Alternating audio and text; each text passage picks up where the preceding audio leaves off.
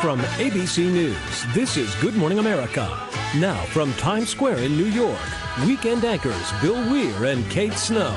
Your little boy like Thomas the Tank Engine? Yeah, he's a little bit old now, but yeah. Grown there as well. Well, he may miss the transformation because this beloved children's character is getting a new look and a new voice. For years, glad. Yeah, for decades, you always thought it was creepy that he didn't talk. I thought it was a little weird. Well, now he's going to talk. Now he does, and our reporter snagged an exclusive first interview with him. Exclusive.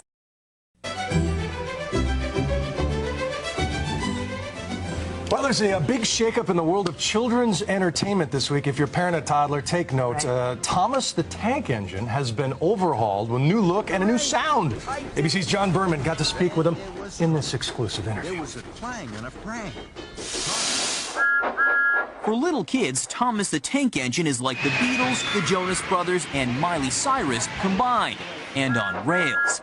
His adventures on the island of Sodor, hypnotic. These are my entranced boys.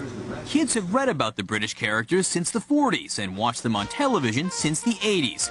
We've heard the likes of Ringo Starr, Thomas is a tank engine, George Carlin, Alec Baldwin, and Pierce Brosnan Welcome to the island of Sodor. narrate the happy tales. But one thing we have never heard is Thomas's own voice. Until now. Hooray! I did it! This week, for the first time, Thomas will speak in his own voice on the cartoon. He's also getting some computer-generated enhancements. In an exclusive interview with ABC News, I asked Thomas about the changes. Hello, John. Thank you for visiting us on the island of Sodor. Hey, Thomas, your fans are going to get to hear you speak in your own voice for the very first time. How do you feel about that? Bubbling boilers. Every useful engine has their own story to tell. Now the stories will make your firebox fizz. You and your friends are getting a complete makeover. How's that going to change your adventures? You'll see Sodor like never before. Sodor has always been about really wonderful stories, and now our stories are better than ever. It's hard to knock Thomas off message. There is, of course, a business side to this. A chance for the company that produces Thomas to make a splash and also stay modern. Think of Greta Garbo's transformation from a silent film star. Thomas is like Garbo. Thomas talks. It's a big thing in the life of that property.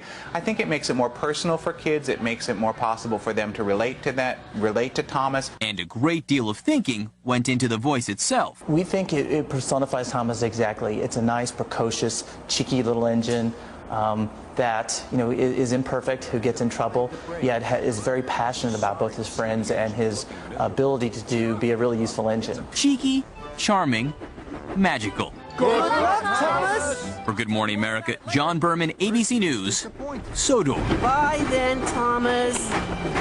Cheeky little engine. Yes, you're very useful. He's a very useful. Liam Donaldson lives for this, and he's going to be so psyched when he hears his voice, and it'll probably traumatize him for the rest of his life.